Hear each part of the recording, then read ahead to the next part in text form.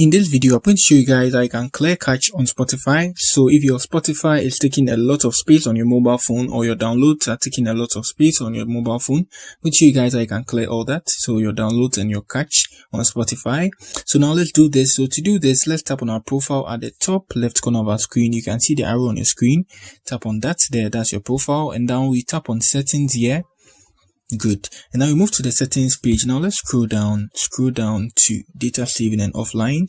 So now let's tap on that. Good. And now let's scroll to the bottom too as well. So now we can see two options here: remove all downloads and clear cache. So we can free some space by clearing our data on Spotify. So now let's do that. So I don't have any downloads. So let's say you had some downloads. You just tap on the remove there and you're good to go. Now let me tap on cancel, and also to clear your cache, you tap on the clear too as well, and you clear your cache.